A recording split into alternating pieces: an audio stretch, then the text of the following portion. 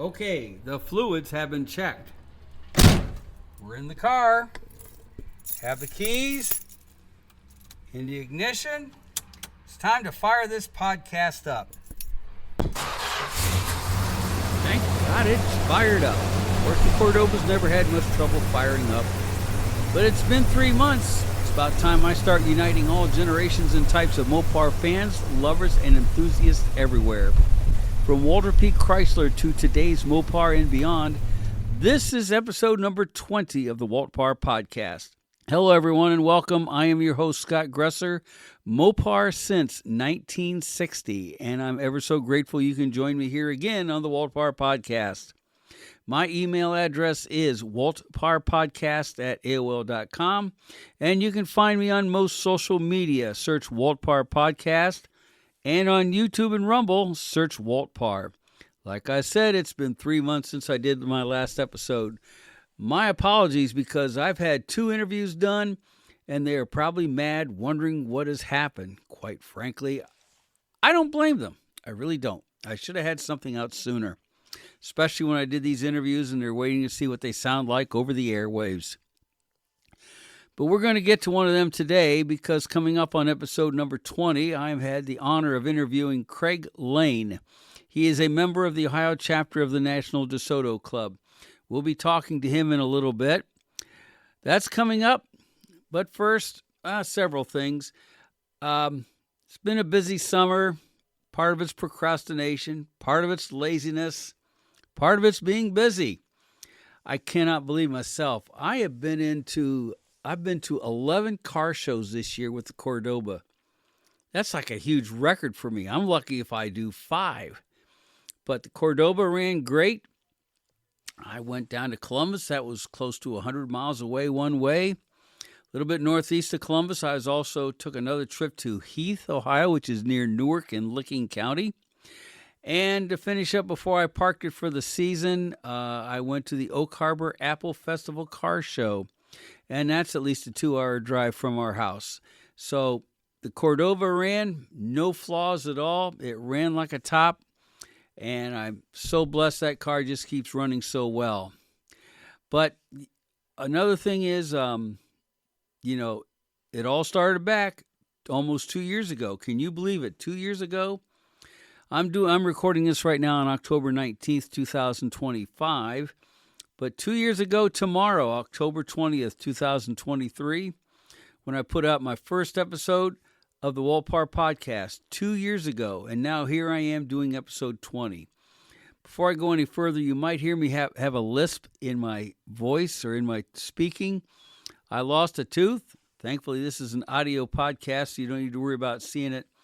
But that's sometimes getting into my speech in the way. It's amazing how just one little thing could happen and just change everything else so much. But it is what it is. We'll keep on going. Now, there was no doubt there was a lot of trial and error on the way. When I started the podcast, I had used to do the Stellantis News on the podcast. Now I keep it strictly on my social media, so check out the latest on my social media, and you can be caught up pretty much on the news, what's going on at Stellantis.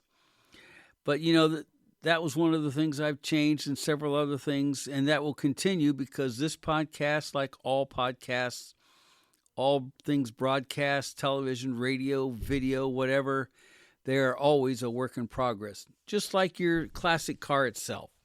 It may look done, but you have a lot of things you'd like to do to it. Same thing with the podcast. The thought of starting a Mopar-related podcast came on as I was seeing on social media people, I'm old enough to be their dad, saying or writing things that weren't true about Mopars. And since I lived it, I wanted to set the record straight. Plus, as car and truck enthusiasts, we need to be more united in showing respect for all generations and people and vehicles. Plus, with my love of broadcast radio, or what some would call terrestrial radio, it put me behind a microphone and talk about what's near and dear to me, and that is Mopars. Now, the Waltpar Podcast has and always will be a grassroots effort. I don't have much money, so to pay for advertising and promoting the podcast was pretty much out of the question. Word of mouth, passing out business cards at what few events I'm able to go to, and reaching out on social media postings, as well as you doing your searches, have been very helpful in me getting the word out. And your responses have been very heartwarming. And I appreciate each and every one of you ever so much for that. I really do. There are some people, though, I would like to thank. First off, Chris Albrecht of the Talking Mopars podcast. While I was thinking of starting the Walt Parr podcast, Chris had already started his with Talking Mopars. And that actually turned out to be a very good thing because it gave me time to think how to put my podcast together without taking away from Talking Mopars. The last thing I wanted to do was compete with Talking Mopars, but to add to people's choices for what they can listen to. Now, Chris was very instrumental in helping me get started.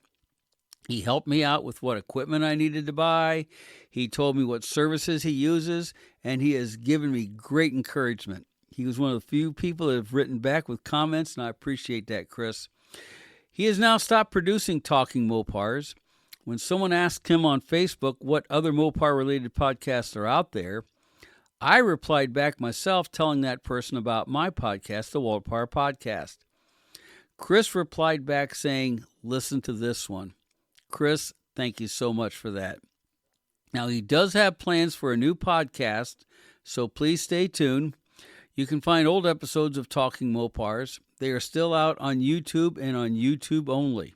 They're great episodes. If you've never listened to them before, please go back and listen. He's had some great guests, some great commentaries, funs with his friends that he's met through the years when he did the podcast. Next one I want to thank is Kyle Golab. When I wanted to start the Walt Parr podcast, I was first going to name it the Mopar Perspective, but I knew that would require permission from Stellantis to use the Mopar name. In episode 10 of the Walt Parr podcast, I did an interview with the founding members of the Ohio Mopar Group. They were a new club starting up in Ohio, and I knew the founders, still do, great people, Ron Cook, Mopar, Mike McMath, and Doug Seaman. Like all Mopar clubs, they had to get permission from Mopar to use the Mopar name. So why not? I thought it'd be a great place to start, so I gave Ron Cook a call, one of the club members, and he told me who to contact, which was Tri Licensing in Michigan. And it was with that email I met Kyle Golab. Kyle had a lot of experience working with people and organizations who wanted a trademark name to use for their organizations or event, but he had no experience, and I was the first one that asked when it came to podcasting. Kyle knew podcasting was not a fad. He knew this was going to be a medium that would be around for a long time to come. And he was ready to learn how to handle this, not just for me, but for anyone in the future who may want to start up a podcast or a video and use the Mopar name. Kyle and I, we emailed back and forth for months. We talked on the phone a few times too. He was patient with me, and he said I was the same with him. He was a great person to work with. Now, then Kyle said Mopar would like for me to have a $1 million general life insurance policy. This is to cover in case I harm the reputation or make Mopar look bad, and for other reasons for liability, this would cover for my actions. Now, after calling several agencies on this availability of that, it boiled down to me paying around $1,800 per year for coverage. That was way more than I could afford. After all, I'm in my retirement years now. It was then and there I decided Mopar would not be in the podcast title. And so I decided to call it Walt Parr, short for Walter P. Chrysler and Mopar. When I told Kyle that, he fully understood. What we went through was no waste of Kyle's time or mine. Plus, like I said, it gave Kyle a great basis to work from in the future if anybody wanted to use the Mopar name in a podcast or a video.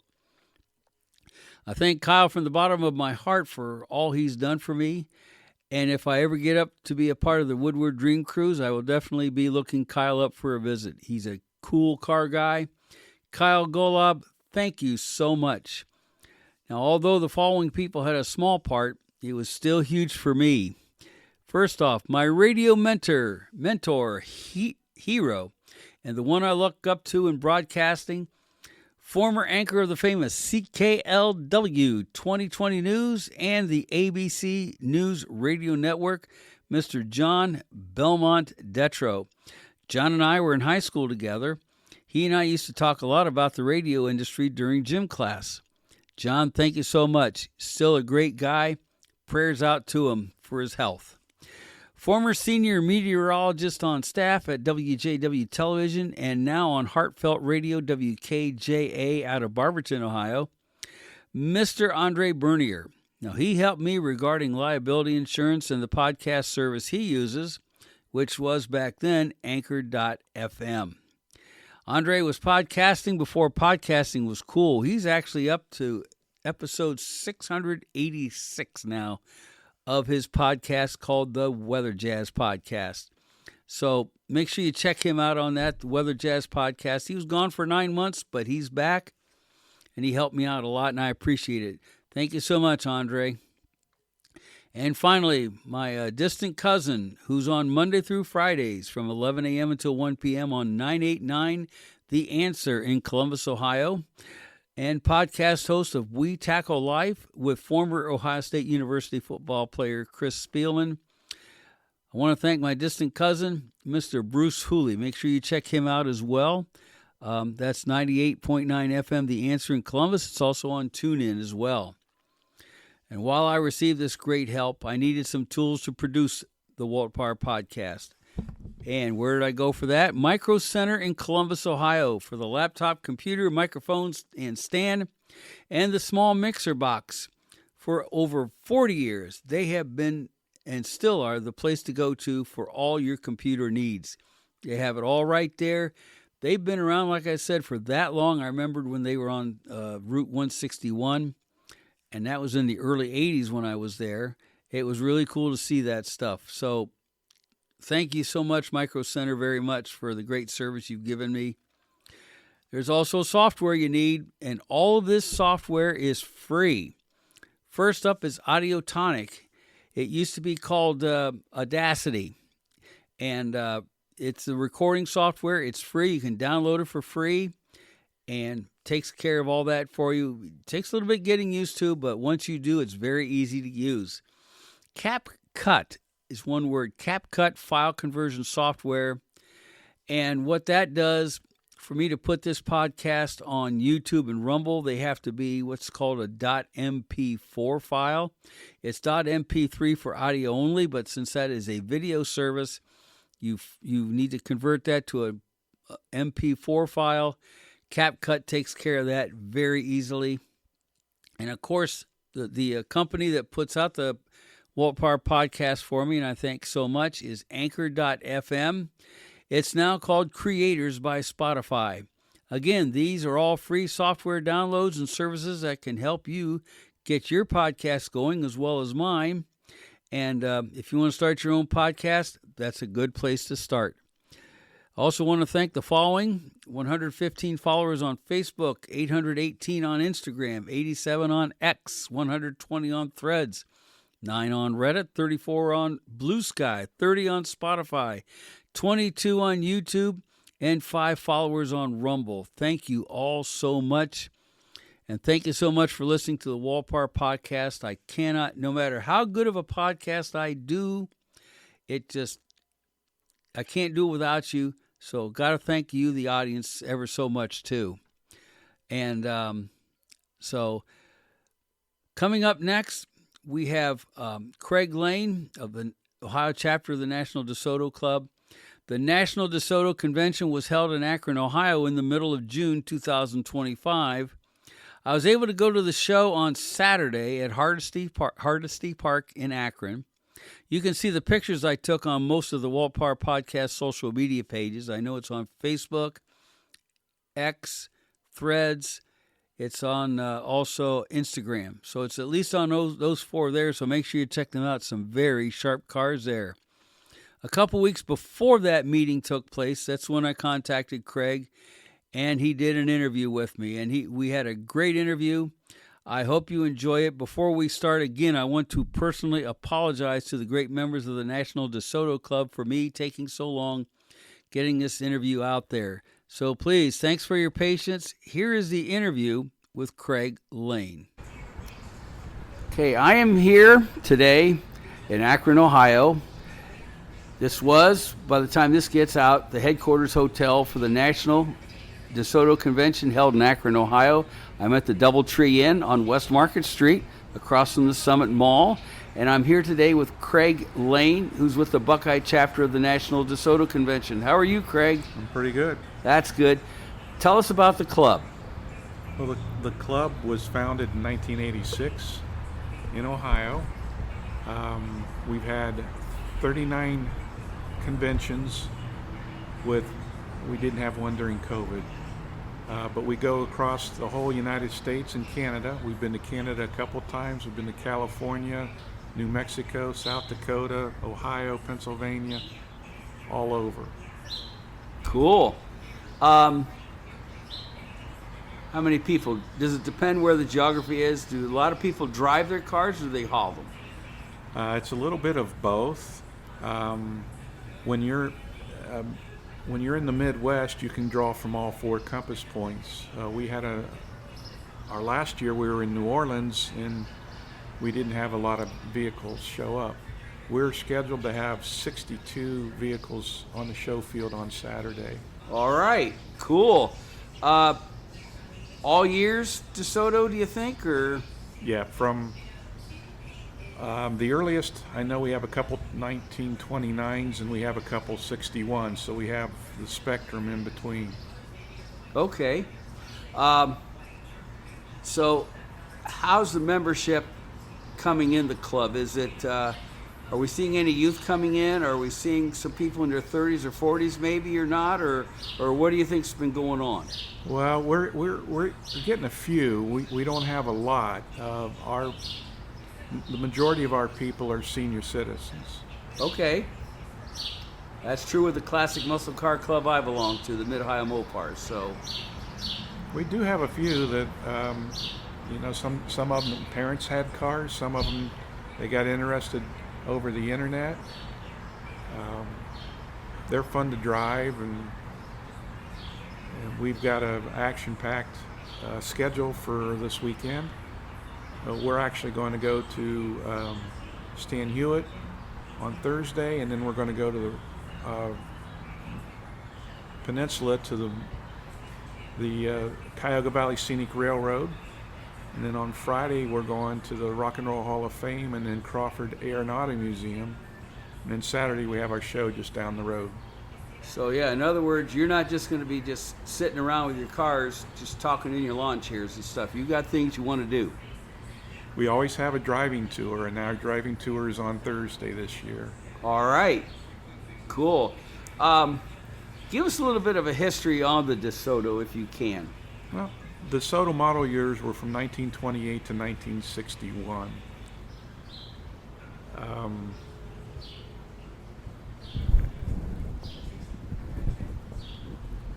Yeah, I mean, what? Let me ask you this then. There was always a lineup where it said Chrysler, Plymouth, Dodge Trucks, Imperial. Where did the DeSoto fit in? It depended on the year. Sometimes it was Imperial, Chrysler, DeSoto, Dodge, and Plymouth. Sometimes it was Imperial, Chrysler, DeSoto, Plymouth, and Dodge. So it from different model years, they were towards the upper end of the spectrum of cars that were available.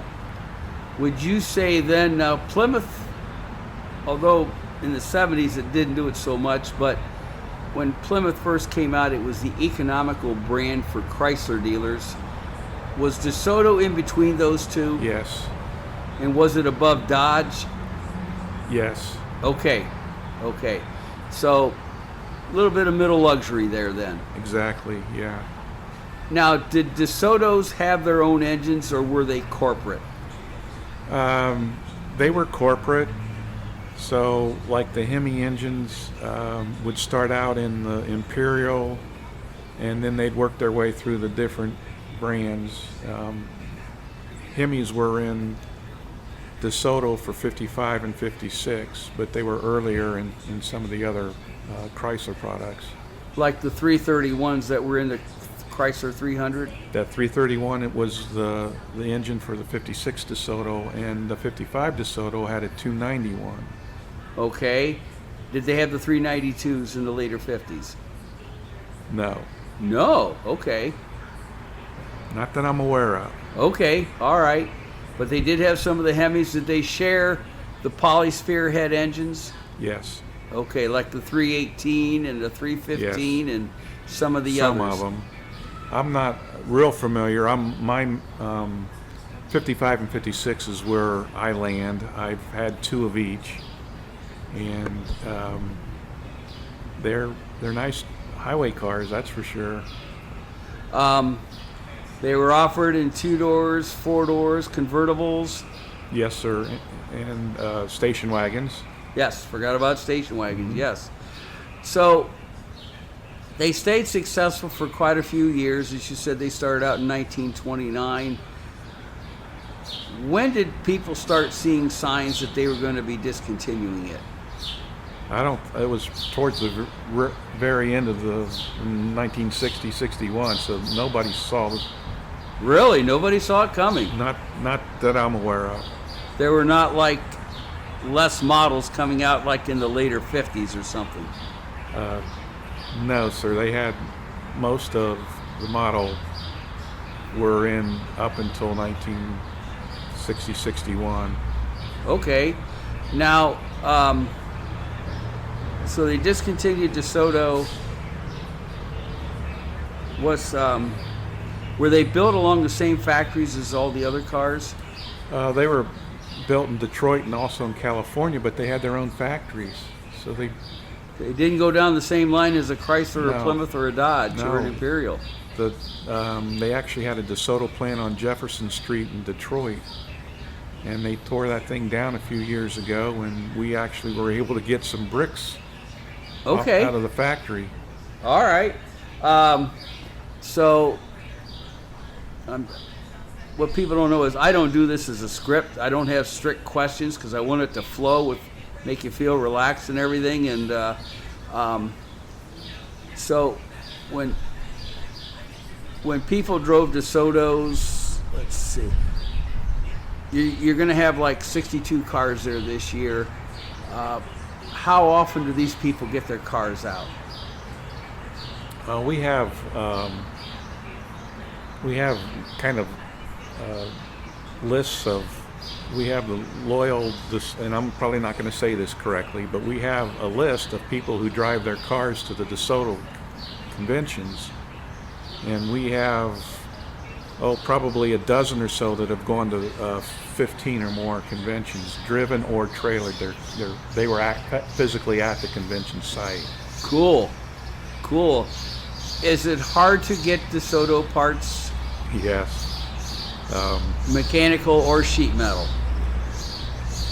It's harder. That's why when you find something, I have a lot of spare parts for my cars because Yes. it's hard to get them. There are a bunch though that are on eBay. I've purchased some from them. I've purchased some from our Mopar parts dealers. Okay. So I mean, they are hard, but they're not impossible to get. Okay. So I forgot to ask you, what cars do you have? I presently own two 1955 Coronados. That was a spring special that year. It's a tri-tone color, aqua, white, and black. And they could come in any combination of those three because your hood could be white or your hood could be aqua or black. But I have two of the same car. One of them has factory air conditioning and the other one does not. Does that air still work? It works, but it's 50s technology. Yep. So the only scoop they have is in the rear shelf. And so when it's working properly, the back of your neck gets really nice and cold, but your feet are pretty hot.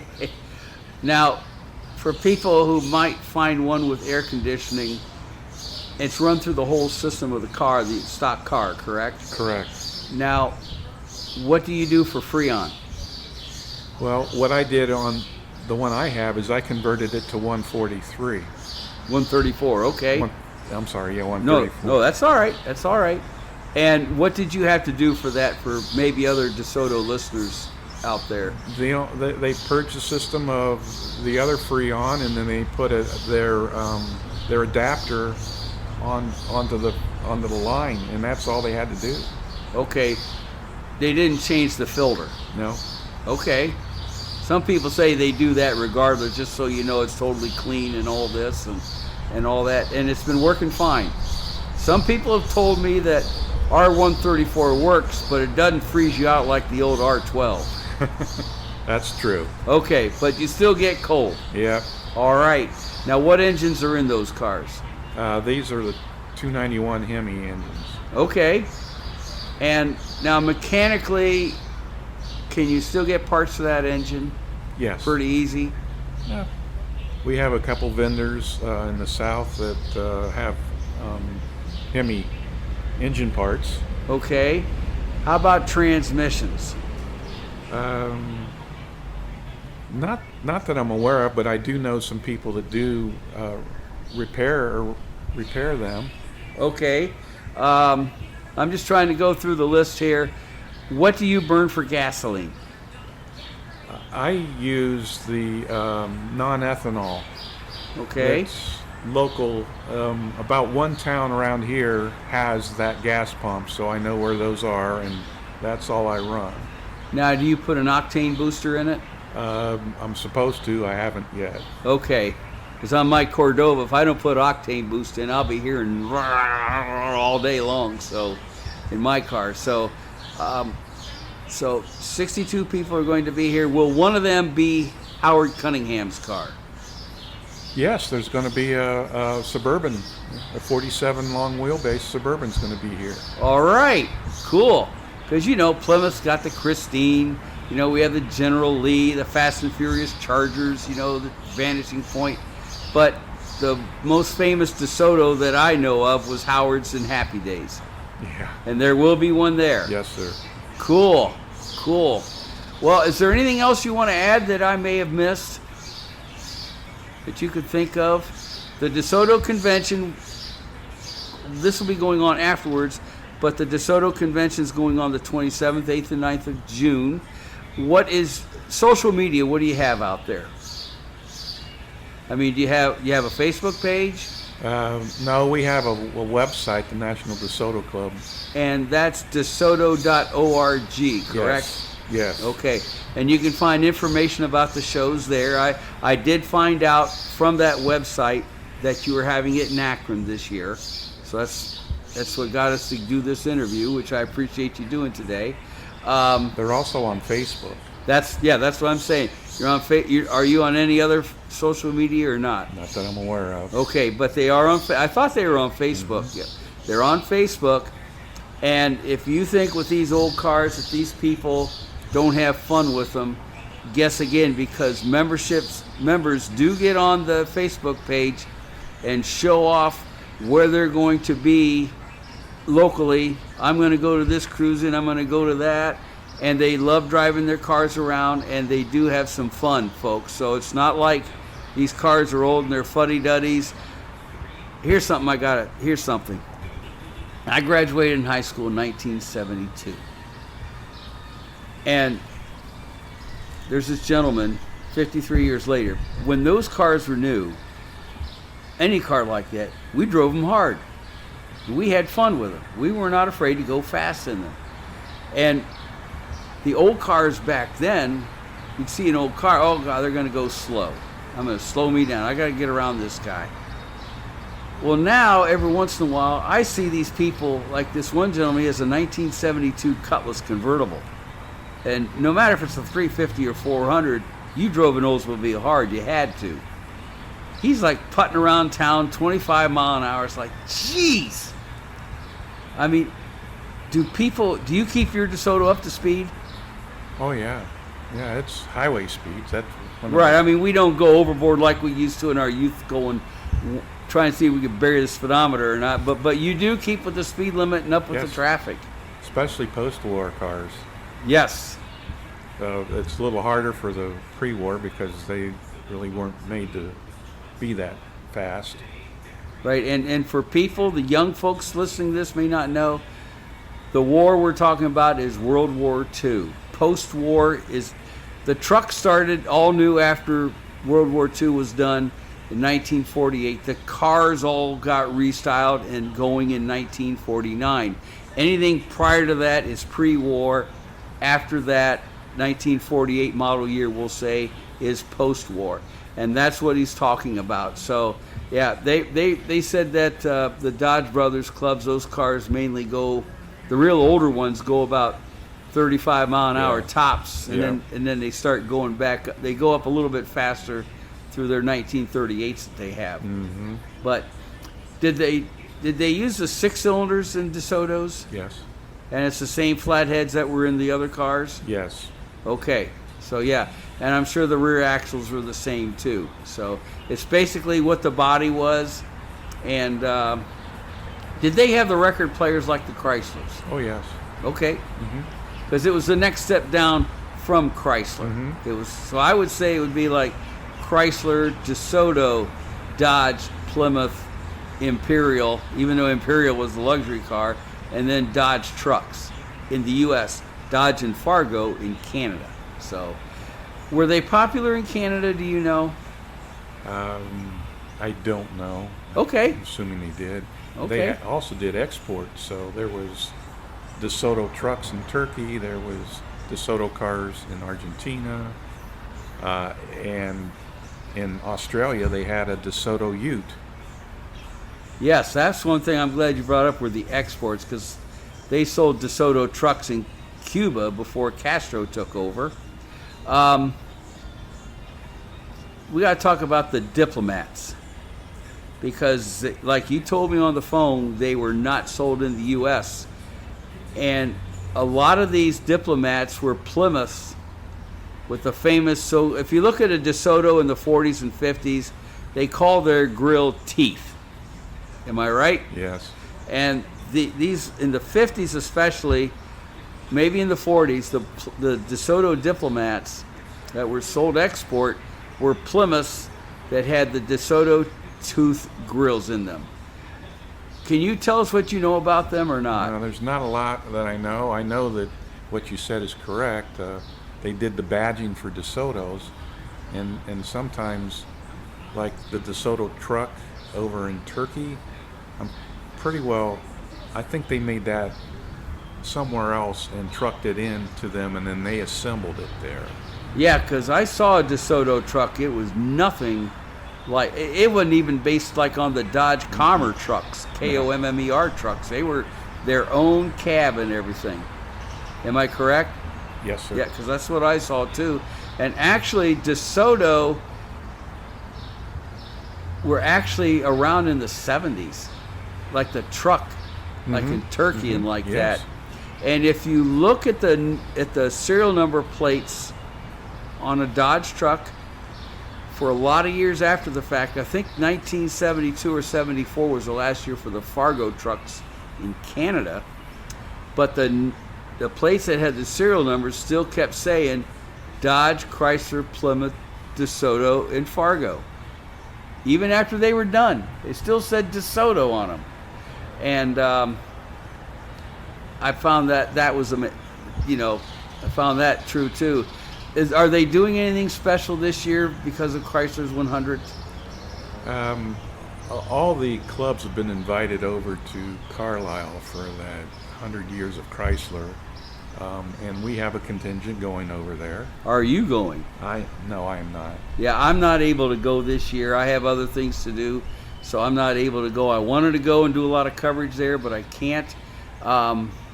So the DeSoto Club, the National DeSoto Club, will be meeting in their area and Yes. having a good time. Yes, sir. Okay, all right.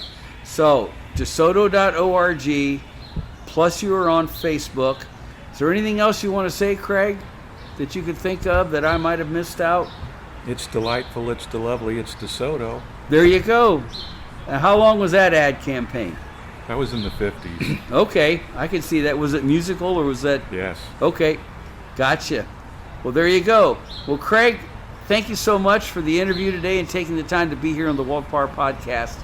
I really do appreciate it, sir. You're welcome. All right, thanks, and you have a good one, and have fun at the convention. Will do. I'm going to try to make it up one of those days and start taking some pictures too. So. Oh, you're more than welcome. All right. Well, thank you so. Oh, one thing we forgot to mention: the car show for the DeSoto Club is for DeSoto Club members only. The showgrounds is for DeSoto Club members only. Right. People can bring their DeSotos if they're not members. They won't be on the show field, but they're more than welcome to park in the regular parking lot with everyone else. Right. So in other words, someone could bring up an immaculate DeSoto, not be a member of the club, they won't be part of the show field. That's correct. Okay, and that's every year you do that. Yes, sir. So if people want to go in the future. Yeah. So, all right. Now, there's one thing I forgot to ask. You're with the Ohio chapter. What else do you do? Now these things are starting to come in my mind. What does the Ohio chapter do during the year?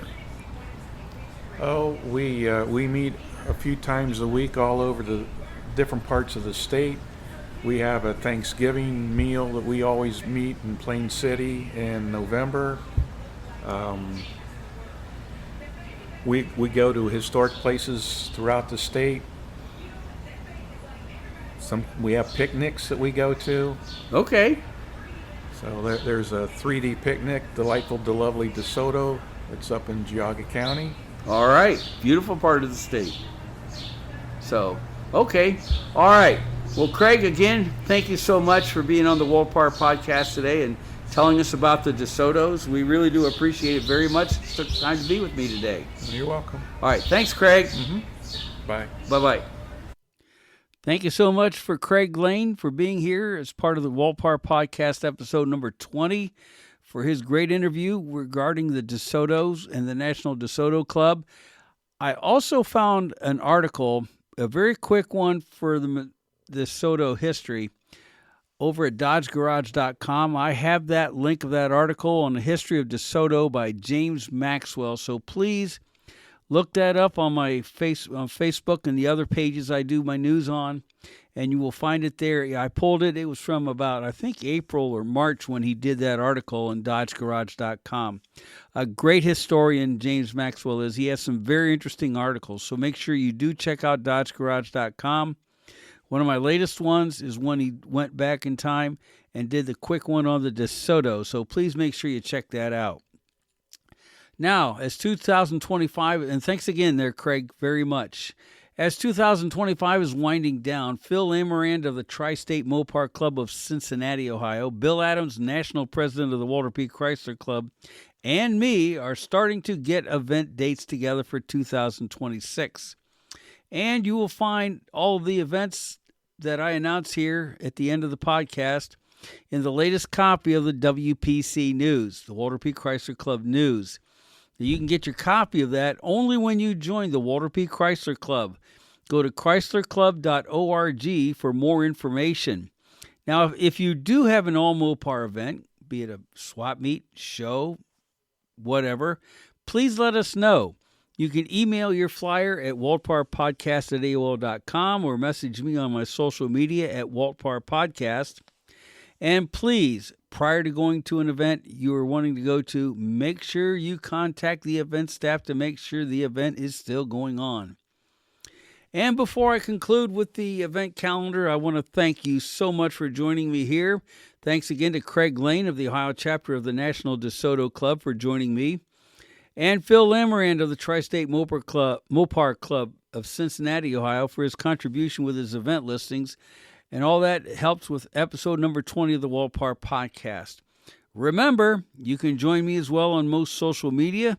Search Walt Parr Podcast. Please tell your fellow Mopar fans, lovers, and enthusiasts everywhere about the Walt Parr Podcast. I myself would appreciate it very much. And if you can, please subscribe wherever you listen. And when you do listen, if you do like what you heard, please subscribe and give me a top rating whenever you can. Now, if you have any questions, comments, concerns, or suggestions for the podcast, You can email me at Waltpar Podcast. That's WALTPAR Podcast at AOL.com.